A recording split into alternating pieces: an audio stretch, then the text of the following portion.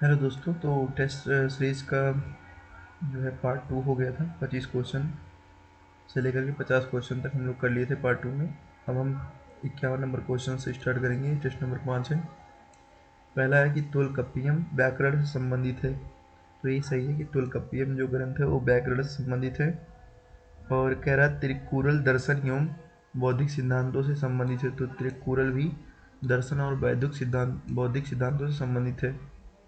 तीसरा है शिल्पाधिकारम कोवलन और माधवी के मिलन से जन्मी बेटी के साहसिक जीवन से संबंधित है। तो ये गलत है, क्योंकि शिल्पाधिकारम जो था वो केवल केवल कोवलन और माधवी की प्रेम कथा है। उससे जन्मे वाला जो है वो दूसरे में है, जो कि हम इसका आंसर देखते हैं किसमें है। देखिए इसमें लिखा हुआ है कि जो तिरुक्कुरल है, तिरुक्कुरल वो क्या है, एक तमिल ग्रंथ है और ये तमिल दर्शन और बौद्धिक सिद्धांतों से संबंधित है। तो इसलिए दूसरा सही है। पहला जो कि व्याकरण तोलकप्पियम व्याकरण संबंधित है और इसकी रचना तोलकप्पियर ने की थी। इसे प्रथम तमिल साहित्यिक कृति भी माना जाता है।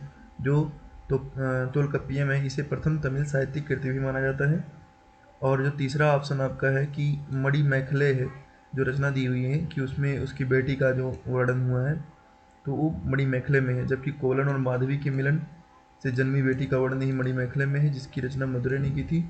और जो शिल्पाधिकारम है वो भी एक तमिल महाकाव्य है। इसमें प्रेम कहानी है किसकी, कोवलन और माधवी की। कोवलन कहाँ है, कोवलन यहाँ है। और उसकी प्रेमिका माधवी थी और उसकी पत्नी भी थी, कर्णगी पत्नी भी थी। जो कि माधवी कौन थी, कावेरी पट्टनम की एक नर्तकी थी। तो ये जो है पूरा एक्सप्लेनेशन है 51 का। फिर है 52 नंबर क्वेश्चन। 52 नंबर क्वेश्चन कह रहा है नाड गवुंड, इसका क्या अर्थ है। तो नाड गवुंड जो था वो वंशानुगत राजस्व अधिकारी था मध्यकालीन भारतीय इतिहास का। तो ये मध्यकालीन भारतीय इतिहास के बारे में क्वेश्चन पूछ रहा है कि नाड गवुंड क्या था, वंशानुगत राजस्व अधिकारी था। कोस्तपाल क्या था, कानून प्रवर्तन अधिकारी था। और ऊपरी क्या था, प्रांतीय गवर्नर था। ऊपरी जो था वो प्रांतीय गवर्नर था। जैसे यहाँ पे आप देख सकते हैं कि जो 52 का ऑप्शन ए है उसमें आपको लिखा हुआ है कि जो कोस्तपाल थे, कोस्तपाल कौन थे, उनको कोतवाल भी कहते थे, जो कानून और व्यवस्था को देखते थे। इसलिए दो सुमेलित नहीं है। और एक क्यों सुमेलित नहीं है, क्योंकि नाडगोंड जो था, नाट इसके यहाँ नाडगोंडा लिखा है, वो क्या थे, वो थे वंशानुगत राजस्व अधिकारी थे। तो ये दोनों ऑप्शन एक्सचेंज कर दिए हैं। बाकी जो तीसरा है वो तीसरा जो है ऊपरी जो है वो सही है, क्योंकि जो प्रांत के गवर्नर को ऊपरी कहा जाता था। तो प्रांत के गवर्नर को क्या कहा जाता था, ऊपरी कहा जाता था। इसलिए 52 का जो आपका आंसर हो जाएगा वो केवल एक हो जाएगा। 53 नंबर क्वेश्चन है कि साहित्य रचना दी हुई है और लेखक दी हुई हैं। पद्मावत मलिक मोहम्मद जायसी सबको पता है। मुनिस अल अरवाह ये जहाँ जहाँ आरा बेगम का है। और मुरक्का ए दहली, दहली जो है दरगाह कुली खान का है ये।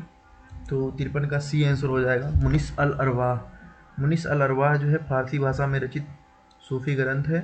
और जो ख्वाजा मुनि इसमें ख्वाजा मोइनुद्दीन चिश्ती की जीवनी है। किसमें, मुनिस अल अरवाह में ख्वाजा मोइनुद्दीन चिश्ती की। मुरक्का ए दहली में क्या है, ये दरगाह कुली खान द्वारा लिखी गई है और इसमें क्या है, दरगाह के बारे में है। और पद्मावत में मलिक मोहम्मद जायसी, जिसमें प्रेम कथा किसकी है, मेवाड़ के राणा रतन सिंह की रानी पद्मिनी की जीवन के बारे में कहानी है। जब अलाउद्दीन खिलजी द्वारा चित्तौड़ पर आक्रमण किया गया था, किसको पाने के लिए, रानी पद्मिनी को पाने के लिए। ये हिंदी साहित्य का भी एक क्वेश्चन है, समझ सकते हैं इसमें। तो 54 का फिर देखते हैं। 54 नंबर गीत गोविंद जयदेव की रचना है। मुद्रा राक्षस विशाख दत्त की रचना है। और बुद्ध चरित अश्वघोष की रचना है। लेकिन यहाँ भास्कर लिखा हुआ तो ये गलत हो जाएगा। तो इसका केवल दो ऑप्शन, 54 का बी आंसर जो है सही हो जाएगा। देखो, प्रसिद्ध उड़िया हिंदू कवि थे जयदेव। और संस्कृत काव्य ग्रंथ है कौन सा, गीत गोविंद संस्कृत में लिखा गया है। गीत गोविंद किस में लिखा गया है, संस्कृत में लिखा गया है। और एक गीतात्मक रचना है। और इसमें क्या, कृष्ण और राधा के रिश्ते को बताया गया गीत गोविंद में। और उनकी भावनाओं का भी वर्णन हुआ है और इसे संस्कृत में लिखा गया है। और भक्ति आंदोलन में इसका प्रमुख योगदान माना जाता है। दूसरा है मुद्रा राक्षस। मुद्रा राक्षस जो है ये विशाख दत्त द्वारा रचित संस्कृत नाटक है। ये भी संस्कृत में लिखा गया है। इसमें चंद्रगुप्त द्वारा मगध साम्राज्य के सिंहासन की प्राप्ति का वर्णन किया गया है। फिर है बुद्ध चरित। बुद्ध चरित की रचना सुघोष ने की थी। इसमें बुद्ध के बारे में, जो शाक्यमुनि बुद्ध के सबसे महत्वपूर्ण कार्यों का वर्णन किया गया है। तो ये हो गया आपका 54 नंबर क्वेश्चन। फिर 55 नंबर क्वेश्चन देखते हैं।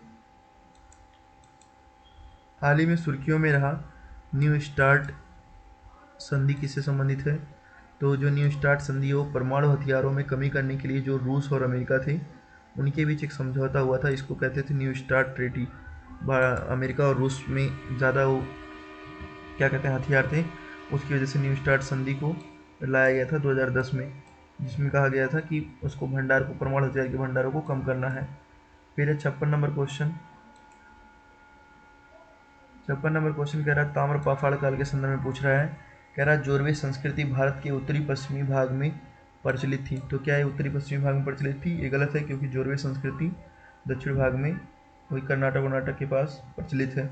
दूसरा कह रहा है इस काल में लोग लेखन कला से अपरिचित थे। तो ये गलत है, क्योंकि परिचित नहीं थे बल्कि अपरिचित थे। तो ये भी गलत हो जाएगा और पहला वाला भी गलत हो जाएगा।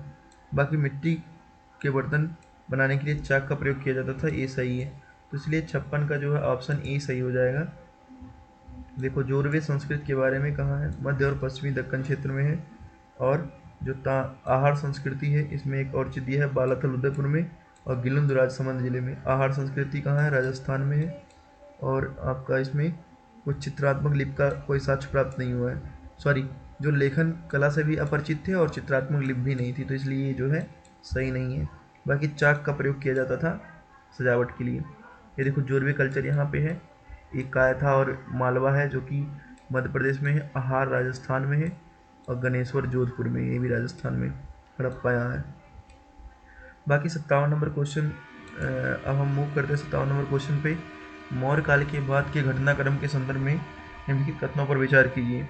तो कह रहा है पहला, शक और कुषाणों ने टोपी वाले हेलमेट, ढाल, जूतों, बूट का प्रयोग प्रारंभ किया जिससे उन्हें सैन्य लाभ प्राप्त हुए। दूसरा, यूनानियों ने सैन्य गवर्नरों को नियुक्त करने की प्रथा प्रारंभ की। तो 57 का सी ऑप्शन जो है आपका करेक्ट हो जाएगा, जिसमें ये दोनों सही है कि जो शक और कुषाण थे उन्होंने पगड़ी, अंगरखा, पतलून और भारी लंबे कोट का प्रचलन भी शुरू किया था और हेलमेट का भी प्रयोग। और यूनानियों ने सैन्य गवर्नरों की नियुक्ति करने की प्रथा प्रारंभ की थी, जिन्हें क्या कहा जाता था? स्ट्रेटागोस कहा जाता था। स्ट्रेटागोस कौन थे? सैन्य गवर्नर थे, सैन्य गवर्नर थे स्ट्रेटागोस। तो 58 नंबर क्वेश्चन, अब 58 नंबर क्वेश्चन देखते हैं। 58 नंबर क्वेश्चन कह रहा है कि उलवर, अणिमई और वेल्लालर। तो वेल्लालार क्या थे? ये बड़े जमींदार थे, तो वेल्लालार का ए में होगा। ये संगम साहित्य के बारे में पूछ रहा है। और फिर कह रहा उलवर जो थे हलवाहा थे, तो ये दोनों एक्सचेंज कर दिया। बाकी अड़मई जो थे दास थे, ये सही है। तो केवल एक ऑप्शन हो जाएगा सही इसका 58 का। संगम युग जिसे तमिल युग के नाम से आया जाता था, इसकी काल 300 से ईसा पूर्व से 300 ईस्वी तक मानी जाती है। बड़े जमींदार वेल्लालार, दास को अड़िमई कहते थे और हलवाहा को उलवर कहते थे। तो ये बाकी तीनों सही हैं। फिर 59 नंबर क्वेश्चन पे देखते हैं। 59 नंबर क्वेश्चन है फमसाना। फमसाना क्या थी? तो ये शिखर की छतें सीधी ढलान पर ऊपर की ओर झुकी हुई सैलाबों से बने थे, उसे फमसाना कहते थे। बल्लवी था, इसका शिखर एक आयताकार संरचना होती थी और जिसका छत एक गुंबदाकार था। रेखा प्रसाद यहाँ शिखर आधार पर वर्गाकार तथा दीवारें शीर्ष पर एक बिंदु तक अंदर की ओर मुड़ी थी। ये सब नागर शैली के प्रकार हैं। नागर शैली की उपश्रेणियाँ हैं। नागर शैली में भी अयोध्या का मंदिर भी बना है, तो उसके जैसे भी क्वेश्चन आ सकता है उसमें तोड़ करके कि फमसाना क्या था? कई सैलाबों से बना हुआ था और इसमें शिखर की छतें सीधी ढलान के ऊपर होती थी। और बल्लवी क्या था? बल्लवी में आयताकार संरचना होती थी और रेखा प्रसाद में वर्गाकार। तो ये बहुत कठिन क्वेश्चन माना जा सकता है, क्योंकि इतना कोई पढ़ता नहीं है। फिर भी इसमें जब टेस्ट सीरीज में दिया हुआ तो देख लेंगे। रेखा प्रसाद वही है, वर्गाकार संरचना, अंदर की ओर मुड़ी हुई या ढलान वाली होती है दीवारें। और फमसाना क्या होती है? फमसाना में सीधी ढलान पर ऊपर की ओर झुके हुए शिखर होते हैं और छत कई सैलब से बना होता है। बल्लभी में आयताकार आधार होता है। बल्लभी 60 का बी, सॉरी 60 का भी क्वेश्चन ही नहीं पड़े हैं, 60 का बी पहले होते हैं। स्थूल भाव की अध्यक्षता में आयोजित प्रथम जैन परिषद कहाँ हुई थी? तो 300 के लगभग में हुई थी पाटलिपुत्र में, और 500 में दूसरी वाली हुई थी जो कि बल्लभी गुजरात में हुई थी, सेकंड वाली। तो सेकंड वाली बल्लभी गुजरात में हुई थी और फर्स्ट वाली पाटलिपुत्र में हुई थी। फर्स्ट वाले की अध्यक्षता स्थूलभाव ने किया था और सेकंड वाले की अध्यक्षता किसने की थी? सेकंड वाले की अध्यक्षता देवर्षि क्षमा श्रवण ने की थी और 512 में मैत्रिक राजवंश के शासनकाल में हुआ था। वहीं प्रथम जैन परिषद 3री शताब्दी ईसा पूर्व में दिगंबर नेता स्थूलभाव द्वारा पाटलिपुत्र में आयोजित की गई थी। तो 60 का आंसर ये हो जाएगा। फिर है 61 नंबर क्वेश्चन। 61 नंबर क्वेश्चन देखते हैं। 61 नंबर क्वेश्चन, अपने शासन की ओर से किए गए उसके सैन्य अभियानों को अमीर खुसरो द्वारा दर्ज किया गया था। 1309 ईस्वी से 1311 ईस्वी के बीच उसने दक्षिण भारत में कई सैन्य अभियानों का नेतृत्व किया। दक्षिण भारत के ये अभियान पहले वारंगल के विरुद्ध और फिर द्वार समुद्रम के विरुद्ध किए गए थे। तो ये मलिक काफूर के बारे में बता रहा है, क्योंकि मलिक काफूर ही जो थे दक्षिण में उन्होंने कई अभियान किए थे। तो 61 का आंसर देखते हैं। 1306 से 1307 में अलाउद्दीन ने अपने गुलाम मलिक काफूर को जो है दूसरी सेना का कमान सौंपा था, और अलाउद्दीन के दरबारी कवि अमीर खुसरो ने भी इस अभियानों में एक रचना दर्ज की जाती है उनकी। यह पहला अवसर था कि जब दिल्ली के मुस्लिम सुल्तान की सेना दक्षिण के मदुरै तक पहुंची थी और अकूत संपत्ति लेकर, अकूतों ने बहुत सारी संपत्ति लेकर लौटी थी। मलिक काफूर तुरंत मौके पर पहुंचकर विद्रोह को शांत करा दिए थे और उसको अधीन कर लिया था, सीधे अपने शासन के अधीन कर लिया था। और विजयनगर शासक राय रामचंद्र सदैव दिल्ली के लिए वफादार बन गए थे। तो ये सब काम हुआ था मलिक काफूर के समय में, तो इसलिए ये वाला सही हो जाएगा। बाकी 62 का क्वेश्चन देखते हैं।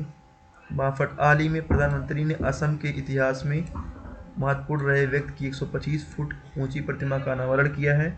उन्होंने अहोम साम्राज्य की शाही सेना के जनरल के रूप में कार्य किया था और उनका जन्म असम के चराईदेव जिले में हुआ था।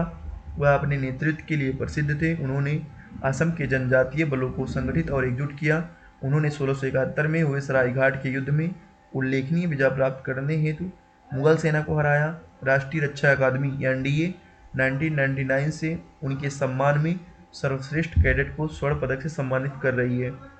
तो देखो असम के जो ये हैं लचित बोरफुकन, इनकी 125 फीट ऊंची प्रतिमा का अनावरण किया है प्रधानमंत्री ने, तो इसका आंसर सी हो जाएगा।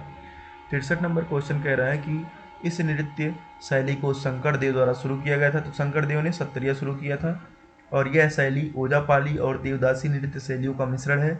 इसे प्रदर्शित करते समय पुरुषों और महिलाओं दोनों द्वारा कमर पर कपड़ा पहना जाता है और नृत्य करते समय खोल यानी कि ड्रम, झांझ, मंजीरा और बांसुरी जैसे संगीत वाद्य यंत्रों का उपयोग किया जाता है। इस नृत्य शैली का मुख्य केंद्र नृत्य के भक्ति पहलू पर होता है। तो ये जो सारे गुण हैं वो सत्रिया के बारे में बताते हैं। तो 63 नंबर का आंसर हो जाएगा सत्रिया। और सत्रिया जो है ये भक्ति पहलू पर भी आधारित है, जो कि 15वीं शताब्दी में शंकर देव के द्वारा शुरू किया गया था। और इसकी वेशभूषा पुरुष धोती पगड़ी पहनते हैं, महिला पारंपरिक असमिया आभूषण पहनती है और पुरुष और महिला दोनों कमर पर कपड़ा बांधते हैं। खोल, ड्रम, झांझ, मंजीरा और बांसुरी ये सब बजती है। फिर 64 नंबर क्वेश्चन,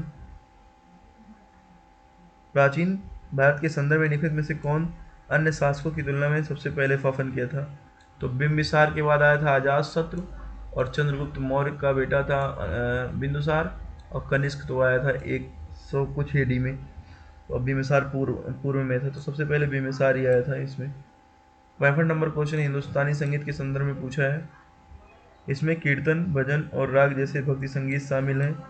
ठुमरी, थमार और तराना हिंदुस्तानी संगीत के उपशास्त्रीय रूप हैं। सही है, क्योंकि जो शास्त्रीय रूप है वो ध्रुपद और ख्याल है, तो इसलिए उपशास्त्रीय हो जाएगा। और उसमें ये वाला भी 65 का जो है आपका सी ऑप्शन सही हो जाएगा। फिर है 66 नंबर क्वेश्चन है। 66 नंबर कह रहा है कि हड़प्पा सभ्यता के निम्नलिखित स्थलों को पश्चिम से पूर्व दर्शाइए। तो पश्चिम से पूर्व दर्शाना, तो सबसे पहले उत्तराखंड पाकिस्तान में आएगा, मांडा जम्मू कश्मीर में, लोथल गुजरात में ही है, आमरी भी गुजरात में है और कोटदीजी भी गुजरात में है। तो सुतकांगेड और 2 से शुरू होगा, तो ये तो 2, ये तो ये सी डी में से एक होगा। और 2 के बाद आएगा आपका 3, तो सी वाला ऑप्शन हमको लगता है सही है, लेकिन यहाँ डी लिखा है तो आमरी इसका मतलब पहले आएगा। अच्छा, आमरी यहाँ है पहले, और सुतकांगेड और यहाँ आमरी, फिर कोटदीजी फिर आएगा, फिर जो है आपका कोटदीजी आएगा और फिर लोथल और इधर मांडा है यहाँ पे। सही है, तो ये जो है आपका सी ऑप्शन नहीं, डी ऑप्शन जो है आपका करेक्ट हो जाएगा। तो डी ऑप्शन कहाँ है, डी ऑप्शन ये वाला करेक्ट होगा। 2, 5 मतलब 2 के बाद सुतकांगेडोर के बाद आमरी के बाद आपका कोटदीजी आएगा, कोटदीजी के बाद लोथल के बाद मांडा जम्मू कश्मीर में। तो ये ऑप्शन सही हो जाएंगे। फिर इसके बाद आपका 67 नंबर क्वेश्चन है इंटरनेशनल बिग कैट अलायंस के बारे में। IBCA international big cat alliance, इसका उद्देश्य बड़ी बिल्लियों के संरक्षण में अंतर्राष्ट्रीय सहयोग को सुविधाजनक बनाना और संरक्षण की सर्वोत्तम प्रथाओं को प्रसारित करना है, ये तो सही है। और इंटरनेशनल बिग कैट अलायंस का मुख्यालय दिल्ली में होगा, भारत में होगा, तो ये भी सही है। 68 global status report for building and construction buildings GSR 2024 नामक रिपोर्ट किसके द्वारा जारी किया जाएगा? United Nation Environment Programme and Global Alliance for building and Construction, इसके द्वारा जो है ये रिपोर्ट जारी किया गया है। हर्षवर्धन प्राचीन भारत के एक महत्वपूर्ण शासक थे और बौद्ध धर्म के संरक्षण और उत्तरी भारत को एकजुट करने के प्रयासों के लिए जाना जाता है उन्हें। हर्षवर्धन के बारे में निम्नलिखित कथनों पर विचार कीजिए। हर्ष गुप्त साम्राज्य का अंतिम शासक था, गलत। हर्ष का साम्राज्य संपूर्ण भारतीय उपमहाद्वीप तक विस्तृत था, गलत। हर्ष को चालुक्य वंश के पुलकेशिन द्वितीय ने पराजित किया था, सही, जब दक्षिण का अभियान करने गए थे। हर्ष ने अपने शासन काल के उत्तरार्ध में बौद्ध धर्म को अपना लिया तथा उसने अपने साम्राज्य का राजधानी घोषित कर दिया, गलत। तो केवल ये वाला ऑप्शन जो है सी वाला सही है। फिर है 70 नंबर क्वेश्चन। ये जो गलत गलत गलत मैं बोल रहा हूँ, ये हमको लगता है रजनीश सर का इफेक्ट पड़ा था थोड़ा, बट अभी 70 नंबर क्वेश्चन देखते हैं। प्रारंभिक वैदिक काल में महिलाओं की स्थिति के संदर्भ में निम्नलिखित कथनों पर विचार कीजिए। तो महिलाओं की स्थिति देखनी है प्रारंभिक वैदिक काल माने पूर्व वैदिक काल में। उन्हें सभा और समिति की बैठकों में भाग लेने की अनुमति दी गई थी, सही। इस काल में दासियों को उपहार स्वरूप देना सामान्य था, दासियों को उपहार स्वरूप देना सामान्य था, दासी उपहार में दे देते थे क्योंकि महिला का सम्मान होता था, तो इसमें हमको थोड़ा सा कन्फ्यूजन। पितृसत्तात्मक समाज होने के कारण मात्र सत्तात्मक वंश पूर्णतः अनुपस्थित थी। चलो इसका आंसर देख ही लेते हैं 70 का क्या होगा आंसर, क्योंकि 70 का बी है। क्यों? बाद में भारतीय इतिहास की तुलना में प्रारंभिक वैदिक काल में दौरान महिलाओं को अधिक स्वतंत्रता प्राप्त थी और उन्हें सभाओं में भाग लेने की अनुमति दी गई थी, तो पहला सही है। दूसरा, प्रारंभिक वैदिक काल में महिलाओं को संपत्ति के रूप माना जाता था, प्रायः उन्हें दासी के रूप में उपहार स्वरूप दिया जाता था, तो ये भी सही है, दूसरा भी। और तीसरा, प्रारंभिक वैदिक काल में मात्र सत्तात्मक लक्ष्यों को संकेत देने वाली कुछ घटनाओं का साक्ष्य मिलता है। पुत्रों के नाम उनकी माता के नाम पर रखा जाना था, जैसे कि ममताया, और ऋग्वेद में जन की अवधारणा का उल्लेख है जो समान वंश को साझा करने वाले लोगों के समूह को संदर्भित करता है।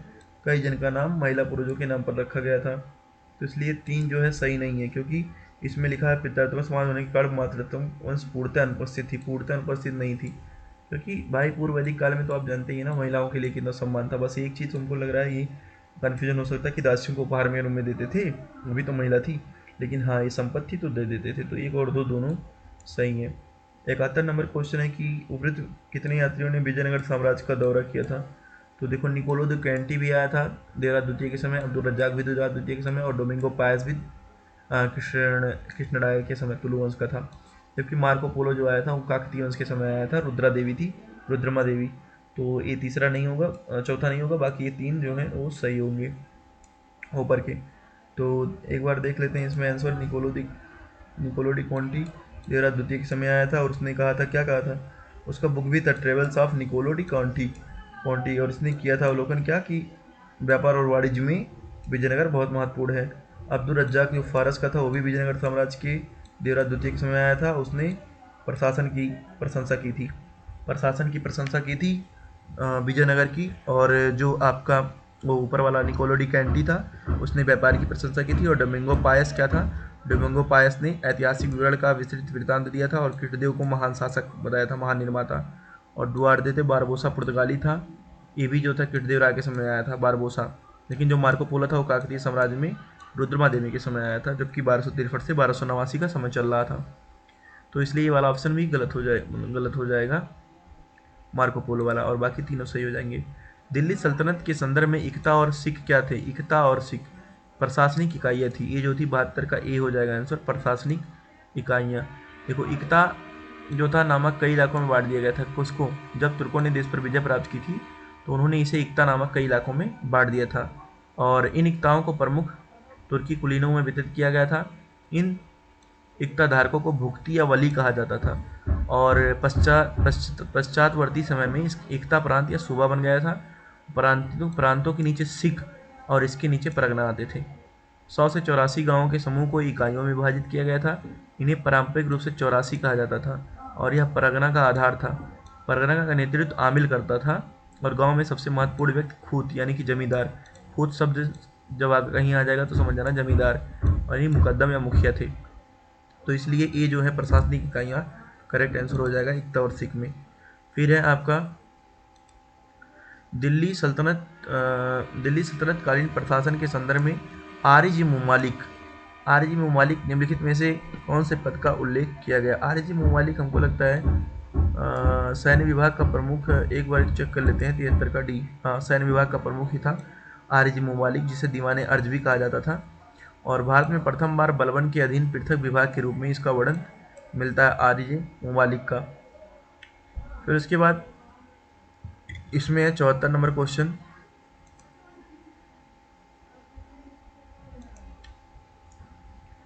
चौहत्तर नंबर क्वेश्चन है कि गुर्जर प्रतिहार वंश की राजधानी क्या मान्यखेत थी? तो गलत है, मान्यखेत तो राष्ट्रकूट की थी। गुर्जर प्रतिहार की कन्नौज थी और चोल की तंजौर थी। तो ये तंजौर वाला तो सही है, तंजौर वाला ही सही है। तो 74 का एक ही ऑप्शन सही है, तंजौर। तो इसका 74 का देखते हैं ऑप्शन, 74 का ए ऑप्शन सही है। गुर्जर प्रतिहार वंश का आपका कन्नौज होगा, क्योंकि देखो कन्नौज पर उन्होंने आधिपत्य कर लिया था। और राष्ट्रकूट का मान्यखेत सोलापुर के निकट है, आधुनिक सोलापुर के निकट महाराष्ट्र में। और 9वीं शताब्दी में चोल ने तंजौर पर जो है 850 में तंजौर पर स्थापित कर लिया था और चोल साम्राज्य की प्राथमिक राजधानी थी। तो इसके बाद 75 नंबर क्वेश्चन है, बलबन के शासनकाल के संदर्भ में लिखी कथनों पर विचार कीजिए। उसने भारतीय मुसलमानों को सत्ता और प्राधिकार के पदों से वंचित रखा, ये सही है। और उसने सिजदा तथा पैबोस, सिजदा माने सर झुकाना और पैबोस माने पैर चूमना समारोह का आयोजन किया, ताकि इस पर बल दिया जा सके कि उसके कुलीन उसके समकक्ष नहीं थे। तो ये दोनों ऑप्शन जो है इसके करेक्ट हो जाएंगे, एक और दो दोनों। फिर है 76 नंबर क्वेश्चन, प्राचीन भारत के संदर्भ में प्रशासनिक इकाई के आकार के संबंध में जो है आपको आरोही क्रम में, बढ़ते क्रम में, तो बढ़ता क्रम कौन है? भुक्ति सबसे बड़ा होती है, वीथी, विषय, भुक्ति। देखो भुक्ति माने प्रांत यानी कि प्रदेश था, विषय माने जिला और जिला से छोटा वीथी। तो वीथी, विषय, भुक्ति, ये 76 नंबर क्वेश्चन का आंसर हो गया। 77 नंबर क्वेश्चन कह रहा है कि राष्ट्रकूट राजा अमोघवर्ष के संदर्भ में निम्नलिखित कथनों पर विचार कीजिए। वह राष्ट्रकूट वंश का संस्थापक, राष्ट्रकूट वंश का संस्थापक तो दंतिदुर्ग था, तो ये गलत है। और सर्वाधिक समय तक शासन करने वाला शासक कौन था? अमोघवर्ष, ये सही है, 64 वर्षों तक शासन किया था।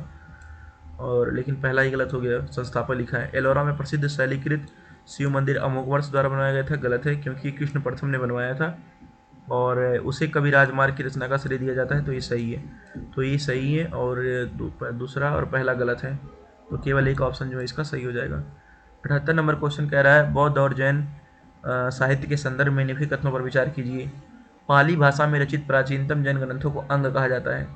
तो पाली भाषा में नहीं, क्योंकि प्राकृतिक भाषा में, ये अर्धमगधी भाषा में लिखी गई थी, तो यहाँ गलत हो जाएगा। बाकी सबसे प्राचीन बौद्ध ग्रंथों को त्रिपिटक कहा जाता है, जो संस्कृत भाषा में लिखे गए। त्रिपिटक को पाली भाषा में लिखा गया, तो ये गलत है, दोनों गलत हैं। 78 का ना तो एक ना तो दो होगा। 79 का, दिल्ली सल्तनत काल के संदर्भ में लिखित में से कौन सा जिम्मी की निर्देश करता है? जिम्मी जो थे वो संरक्षित लोग थे, ये मुख्यतः हिंदू वर्ग से आते थे, संरक्षित थे। फिर उसके बाद आपका 80 नंबर क्वेश्चन कह रहा है कि green and social bond impact report 2023 जारी की गई है। क्या ग्रीन बॉन्ड कार्यक्रम की शुरुआत 2010 में यूएनएफसीसी द्वारा हुई थी?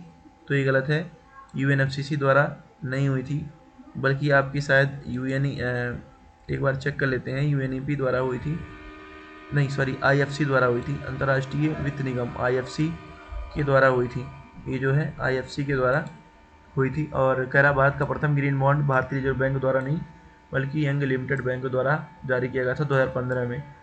और किसके तहत? प्रथम गवर्नमेंट बॉन्ड फ्रेमवर्क के तहत। तो ये भी गलत हो जाएगा, तो पहला और दूसरा दोनों गलत हो जाएंगे। तो कौन सा सही है? एक और दो, दोनों नहीं। चौसा का युद्ध 1539 में हुआ था, पानीपत का 1526 में, कन्नौज का 1540। तो 2-3-1, 2-3-1 कहाँ है? 2-3-1, ए ऑप्शन जो है 81 का सही हो जाएगा। 82 नंबर क्वेश्चन है कि निम्नलिखित में से 6ठी शताब्दी ईसा पूर्व को क्यों माना जाता है क्रांतिकारी? क्योंकि इसमें प्राचीन राज्यों का उदय हुआ था, लोहे का उपयोग बढ़ा था, सिक्कों का विकास। तो 1, 2, 3 तीनों जो है इसके सही हो जाएंगे। 83 नंबर, मुगल साम्राज्य के जमींदारों के संदर्भ में निम्नलिखित कथनों पर विचार कीजिए। जमींदार मुगल शासकों द्वारा मान्यता प्राप्त भूमि के वंशानुगत मालिक थे। क्या जमींदार मुगल शासकों द्वारा मान्यता प्राप्त भूमि के वंशानुगत मालिक थे? और दूसरा है, स्थानीय स्तर पर न्यायिक और पुलिस कार्य जमींदारों द्वारा किए जाते थे। तो 83 का एक बार देख लेते हैं, सी ऑप्शन सही है कि बी? तो 83 का सी ही है, दोनों ऑप्शन जो है इसके करेक्ट हैं 83 का। क्योंकि जो जमींदार थे वो मुगल शासकों द्वारा मान्यता प्राप्त भूमि के वंशानुगत मालिक थे और स्थानीय स्तर पर न्यायिक और पुलिस कार्य जमींदारों द्वारा किए जाते थे। 84 नंबर क्वेश्चन है, श्री कृष्ण देव राय के संदर्भ में निम्नलिखित कथनों पर विचार कीजिए। पहला, इन्होंने अपनी मां नगला देवी की स्मृति में नागलापुरम नामक नए शहर की स्थापना की। सही है। और वह 1565 में दक्कन सल्तनत की संयुक्त सेना द्वारा तालीकोटा के युद्ध में पराजित हुई। गलत है, क्योंकि तालीकोटा के युद्ध में जो है भाग लिया था और दक्कन की संयुक्त सेना थी या नहीं, इसको देखते हैं, क्योंकि इसमें शासन के दौरान अहमदनगर, बीजापुर, गोलकुंडा और बिदर की संयुक्त सेना थी। तो इन लोगों ने क्या किया था, आक्रमण किया था, लेकिन पराजित होने का कोई जिक्र इसमें तो नहीं है, तो इसलिए केवल एक जो है सही हो जाएगा। 85 नंबर क्वेश्चन है, कह रहा है कि सेला सुरंग। अच्छा देखो, मनाली और लाहौल स्पीति घाटी को हमने उस दिन पढ़ा था जो कि अटल सुरंग के बारे में था, लेकिन जो सेला सुरंग अरुणाचल प्रदेश है वो तवांग को तेजपुर से जोड़ता है। तेजपुर असम में है, तो ये तवांग को तेजपुर से जोड़ता है। 85 नंबर क्वेश्चन। फिर है 86 नंबर क्वेश्चन, सूफी संत के बारे में, ये सब हम लोग कर चुके हैं। मकतूबात ग्रंथों में सूफी संतों का वार्तालाप है। गलत है, क्योंकि ये मुलफुजात में है, और मकतूबात में क्या है, सूफी संतों के अनुयायियों द्वारा संबोधित कर लिखे गए पत्र हैं। बाकी तजाकिरा जो है सूफी संतियों का स्मरण है, तो ये सही है। बाकी इन दोनों का इंफॉर्मेशन एक्सचेंज कर दिया है, तो केवल एक ऑप्शन सही हो जाएगा इसका। 87 नंबर, अंकिया नाट असम का है, तो ये गलत है, ये पहला वाला गलत हो जाएगा। दूसरा, रम्माड़ उत्तराखंड का है, सही है, रम्माड़ उत्तराखंड का है। भूत आराधना कर्नाटक का है, तो केवल एक ऑप्शन इसका सही हो जाएगा। महाजनपद काल के संदर्भ में भृगु कच्छ और ताम्रलिप्ति बंदरगाह, ताम्रलिप्ति सॉरी क्या थे, तो बंदरगाह ही थे। 88 का। और 89 नंबर कह रहा है कि कन्नौज पर आधिपत्य के लिए कौन कौन लड़ा था। त्रिपक्षीय संघर्ष 8वीं से 10वीं शताब्दी में हुआ था। गुर्जर, प्रतिहार, पाल और राष्ट्रकूट, जिसे तीनों जो है सेना कमजोर हो गई थी। अब देखो, जो है कह रहा है अवरोही क्रम में लिखिए। चोल साम्राज्य का वो है, इसको घटते क्रम में लिखना है। तो कुर्रम सबसे छोटा रहेगा, कुर्रम से बड़ा नाडु, नाडु से वलनाडु, वलनाडु से मंडलम, तो ये होता है 90 का बी आंसर सही है। कह रहा है कौन सा ऐसा मराठा सेनापति था जिन्होंने विंध्य से आगे मराठा साम्राज्य का विस्तार करने का श्रेय दिया जाता है। तो विंध्य से आगे जो था वो बाजीराव प्रथम ने शुरू किया था, इसको श्रेय दिया जाता है कि विंध्य से आगे इन्होंने मराठा साम्राज्य का विस्तार किया तथा मालवा, बुंदेलखंड, गुजरात और पुर्तगालियों के विरुद्ध अपने सैन्य अभियानों के लिए भी जाना जाता है। 12वें नंबर क्वेश्चन है, मध्यकालीन भारतीय इतिहास में दीपांकर, आतिश दीपांकर और संरक्षित कौन थे, बौद्ध विद्वान थे। ये जो है बौद्ध विद्वान थे। फिर है उसके बाद 93 नंबर क्वेश्चन देखते हैं, अशोक की धम्म नीति के बारे में पूछा है। इसे संप्रदायवादी माना जा सकता है, तो संप्रदायवादी थोड़ी था धम्म नीति, इसमें संप्रदाय का कोई जिक्र नहीं था। इसका मानना था कि यदि लोग भला आचरण करेंगे तो स्वर्ग जाएंगे, नहीं, ये भला आचरण करेंगे तो स्वर्ग नहीं जाएंगे, बल्कि उनका जो है इसको कह सकते हैं उनका माता पिता का सेवा करना, ये सब उसमें उन्होंने जो है इसकी बात करी थी अशोक की धम्म नीति में, कि वो उन्होंने ऐसा नहीं कहा था कि निर्वाण प्राप्त होगी, बल्कि उन्होंने कहा था कि माता पिता की आज्ञा माने, ब्राह्मणों भिक्षुओं का आदर करें और सेवकों के प्रति दया करें। तो ये सब था उनके उसमें, जबकि निर्वाण की प्राप्ति की बात नहीं की थी। तो कौन सा सही नहीं है, तो 1 और 2 दोनों जो है सही नहीं है। वैज्ञानिकों को पार्थेनोजेसिस के माध्यम से अलैंगिक प्रजनन के लिए फ्रूट फ्लाई मक्खी को आनुवंशिक रूप से संशोधित किया गया है। पार्थेनोजेसिस क्या है, तो वहाँ क्वेश्चन में लिखा है अलैंगिक प्रजनन, तो अलैंगिक प्रजनन वाला ऑप्शन ही सही है। अलैंगिक प्रजनन की प्रक्रिया है जिसमें मादा जो है बिना निषेचन के भ्रूण विकसित कर सकता है, जो है बिना निषेचन के भ्रूण विकसित कर सकता है। 95 नंबर क्वेश्चन है, सिंधु घाटी सभ्यता के बारे में पूछा। अर्थव्यवस्था के संदर्भ में निम्नलिखित कथनों पर विचार कीजिए। यहाँ के लोग पशुपालन का कार्य करते थे, सही है। और ये उन्होंने कृषि के हल के बारे में पर्याप्त ज्ञान न था, गलत है, क्योंकि कृषि का ज्ञान तो था। तो पहला ऑप्शन जो है सही हो जाएगा 95 का, दूसरा गलत। 96 का कह रहा है नालियर दिव्य प्रबंधन के बारे में, यह 12 अलवारों द्वारा रचित तमिल पद्यों का संग्रह है, सही है। इसके वर्तमान स्वरूप का संकलन नाथ मुनिजन द्वारा किया गया था। तो 96 का जो है दोनों ए और बी जो है दोनों सही है। 96 का सी का 96 का आपको सी आंसर लगाना है, इसमें दोनों सही है। फिर 97 नंबर क्वेश्चन है कि कह रहा अपभ्रंश क्या है। अपभ्रंश एक मध्यकालीन की भाषा है, लोक भाषा जो प्रयोग किया थी मध्यकाल में। और 98 कह रहा है कीर्तन घोष की रचना किसके द्वारा की गई थी, तो शंकर के देव के द्वारा कीर्तन घोष की रचना की गई थी। जो है आपके 98 नंबर क्वेश्चन में शंकर देव है, इन्होंने 15वीं शताब्दी के उत्तरार्ध में असम में शंकर देव वैष्णव धर्म के मुख्य प्रचारक के रूप में भी प्रसिद्ध हुए थे, और उन्होंने भगवती धर्म कह करके संबोधित किया था। वे भगवद गीता और भगवत पुराण पर भी आधारित थे। और इन्होंने आध्यात्मिक ज्ञान प्रचार के लिए सत्र या मठ तथा नामघर जैसे प्रार्थना गृह की भी स्थापना की। शंकर देव की प्रमुख काव्य रचना है कीर्तन घोष। तो कीर्तन घोष का रचना इन्होंने किया था। बाकी 99 नंबर क्वेश्चन है आपका सम्राट अकबर के बारे में। उनका राज्याभिषेक 13 वर्ष की आयु में हुआ था, सही है। उन्होंने हेमू के विरुद्ध पानीपत के तृतीय युद्ध में भाग लिया था, गलत है, क्योंकि हेमू के विरुद्ध उनका कोई जमान खान नाम था, वो गया था। क्या नाम था उसका, यहाँ पे जमान प्रथम, सेनापति खान जमान प्रथम और बैरम खान, वो ये लोग गए थे। और जो दूसरा था उसमें, दूसरे वाले में हल्दी घाटी में भी खुद नहीं गया था, बल्कि मानसिंह प्रथम गए थे। तो ये भी तीसरा वाला भी गलत हो जाएगा, दूसरा वाला भी गलत हो जाएगा, केवल पहला वाला सही हो जाएगा, केवल एक होगा। 99 का सांख्य दर्शन। सांख्य दर्शन क्या है, वास्तविकता की द्वैत प्रकृति अर्थात प्रकृति और पुरुष में विश्वास करता है, सही है। न्याय दर्शन, यह ईश्वर को ब्रह्मांड का रचयिता मानता है, मतलब पूरा न्याय ईश्वर का, ब्रह्मांड न्याय मतलब जैसे न्याय है ना, तो इसको ट्रिक से देंगे कि न्याय कौन करेगा, जो ईश्वर को, ईश्वर जिसने बनाया है, मतलब ब्रह्मांड को जिसने बनाया है, और ब्रह्मांड को कौन बनाएगा, ईश्वर, तो वही न्याय करेगा। तो इसकी वजह से न्याय दर्शन ईश्वर को ब्रह्मांड का रचयिता, संरक्षक और विनाशक मानता है, ऐसे याद रख सकते हैं। और वैशेषिक विशेष, वैशेषिक माने ब्रह्मांड के परमाणु चरित्र की पहचान से मोक्ष संभव है। अगर ब्रह्मांड के परमाणु चरित्र की पहचान हो गई तो उससे मोक्ष संभव है। और सांख्य दर्शन वास्तविकता की, यानी कि प्रकृति और पुरुष में विश्वास करता है, ये द्वैत प्रकृति है, पुरुष और प्रकृति। तो ये 100 नंबर क्वेश्चन हमारा कंप्लीट हो गया, मतलब टेस्ट नंबर 5 कंप्लीट हो गया। आज हमने 50 क्वेश्चन कर लिया, तो अभी मेरा टेस्ट नंबर 1 भी बचा हुआ है, तो एक को हम करवा देंगे दो शिफ्ट में, मतलब 50-50 क्वेश्चन करके। टेस्ट नंबर 1 अगली बार हम सोच रहे हैं वही डाल दें, क्योंकि टेस्ट नंबर 1 स्किप हो गया था, तो वही डाल देते हैं। उसके बाद फिर टेस्ट नंबर 6 पे हम मूव ऑन करेंगे। तो धन्यवाद वीडियो देखने के लिए।